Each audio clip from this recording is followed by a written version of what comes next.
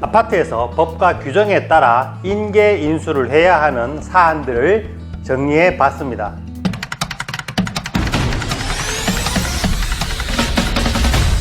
안녕하십니까. 우리 주거생활과 관련된 정보를 꾸준히 올려드리고 있는 친절한 생활 연구소 김도형 소장, 김 소장입니다.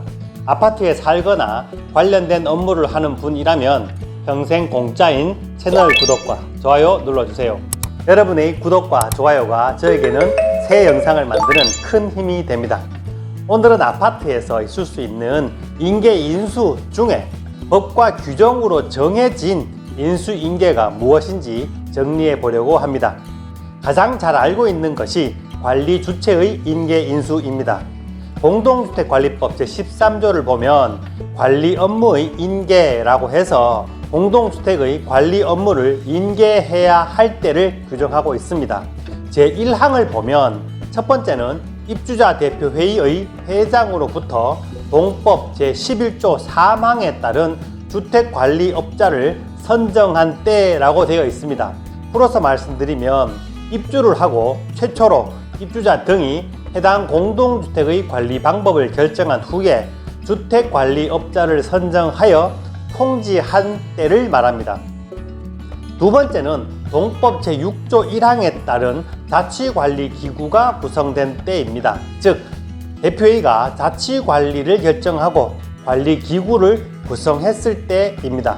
세 번째는 입주 후에 입주자 대표회의가 자치관리를 하기로 결정한 경우 입주민이 과반수 입주하였다고 사업주체가 관리권을 받아가라고 통보한 날부터 6개월이 지나도 자치관리를 구성하지 않거나 위탁관리를 하기로 결정했다면 입주자 대표회의의 구성일부터 6개월이 지나도 주택관리업자를 선정하지 않을 때 사업주체는 일방적으로 주택관리업자를 선정하여 인계인수를 하게 됩니다. 이렇게 세 가지 방법이 있는데 세 번째의 경우는 잘 없겠지만 자치와 위탁관리의 기산 날짜가 다릅니다. 자세히 말씀드리면 자치관리를 하기로 했다면 공주법 제6조 1항에 따라 입주민이 과반수 입주하면 사업주체가 입주민에게 관리권 이관을 요청합니다. 이날부터 6개월이고요.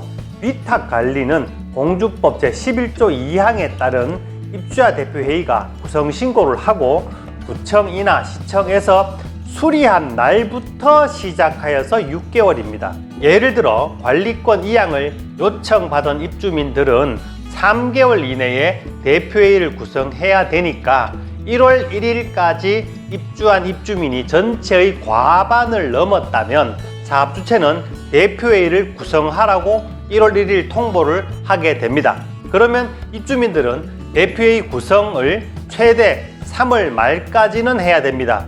여기서 자치관리를 하기로 했다면 6월 말까지, 그러니까 통보를 받은 날부터 6개월 후인 6월 말까지 자치관리기구를 구성해야 되지만 위탁관리를 하기로 결정했다면 대표회의가 신고된 날부터 6개월 후니까 위탁관리 업체를 최대 9월 말까지 선정하면 된다는 논리가 나옵니다. 오늘 말씀드리는 주제는 이게 아닌데 조금 헷갈릴 수 있는 부분이 있어서 한번 날짜를 정리해 봤고요. 그럼 인수인계에서 가장 중요한 것이 무엇을 언제 받느냐 아니겠습니까? 무엇을 받느냐는 공동주택관리법 시행령 10조 4항을 보면 설계도서, 장비의 명세, 장기수선 계획 및 안전관리 계획을 인계인수서에 넣어야 되고요. 관리비, 사용료, 이용료의 부과 징수 현황 및 이에 관한 회계 서류, 장기수선 충당금의 적립 현황, 그리고 관리비 예치금의 명세, 그리고 세대 전유 부분을 입주민에게 인도한 날의 현황과 관리규약, 그리고 그 밖의 관리 업무에 관한 사항을 인계해 주면 됩니다. 넘겨주는 시기도 정해져 있는데요. 공주법 제13조에 세 가지로 구분하여 기술하고 있습니다. 첫 번째는 입주를 하여 대표회의가 구성되고 입주자 대표회의 회장으로부터 주택관리업자의 선정을 통지한 날부터 1개월 이내입니다. 두 번째는 자치관리기구가 구성된 날부터 1개월 이내입니다. 끝으로 대표회의가 기한을 넘겨 자치관리기구나 위탁관리업체를 선정하지 않아서 사업 주체가 일방적으로 주택관리업자를 선정한 날부터 1개월 이내입니다. 즉 원인이 있는 날부터 1개월 이내에 인계한다는 뜻입니다. 좀 이해가 되셨나요? 그런데 지금까지 설명을 듣고 약간 의아한 부분이 있는 분도 있을 겁니다. 지금까지 말한 모든 인계 인수는 최초 입주와 관련된 것들만 있었습니다. 통상적으로 주택관리업체가 바뀔 때 인계 인수는 어떻게 하는지 아직 나오지 않았습니다. 공주법 제13조 제2항을 보면 기존 관리 주체가 새로운 관리 주체에게 인계할 때는 위의 기준을 준용한다고 되어 있습니다. 그래서 넘기는 서류는 위의 종류와 같고요. 넘기는 기일도 관리 주체의 변경을 통지받고 1개월 이내라고 보시면 되겠습니다. 여기서 공주법 제13조에 따른 관리 업무 인계를 제대로 하지 않으면 같은 법 제102조 제2항에 따라서 1천만 원 이하의 과태료를 받을 수 있다는 것은 아는 사람은 다 아는 상식입니다. 즉 인계는 의무라는 뜻입니다. 이제야 관리 주체 하나의 인계 인수를 설명드렸고요. 두 번째는 대표 회장의 인계 인수입니다. 대표 회장의 인계는 각 지방자치단체가 만들어 놓은 관리규약 준칙을 보셔야 되는데요. 서울의 경우 관리 업무의 인계 인수라는 항목에서 입주자 대표회의 회장이 변경된 때에는 7일 이내 다음 각 호의 사항을 후임자에게 인계한다라고 되어 있고요. 1. 관리비 예치금의 명세. 2. 장기수선 충당금의 적립 내역과 집행 내역 및 인장. 3. 관리 주체의 현황. 4. 그 밖의 필요한 사항이라고 되어 있습니다.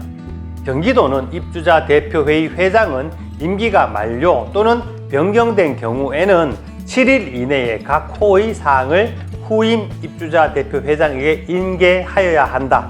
후임 입주자 대표 회장이 공석일 경우에는 직무대행자에게 인계하여야 한다. 다만 5호, 여기서 말하는 5호는 회장의 인감을 말합니다. 즉 대표 회장 인감은 지체 없이 인계하여야 한다라고 되어 있습니다. 인계 내용으로는 1. 입주자 대표 회의에서 추진 중인 주요 업무. 2. 제1항 제1호부터 3호까지의 사항.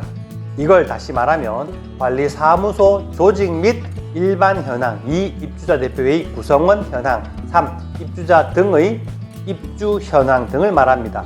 이 외에도 관리비 예치금의 내역, 장기수선 충당금의 적립 현황, 입주자 대표회의 회장 인감, 좀 전에 인감은 지체 없이라고 되어 있었지요. 6. 위탁관리의 경우 주택관리업자의 현황. 7. 그 밖에 필요한 사항이라고 되어 있습니다.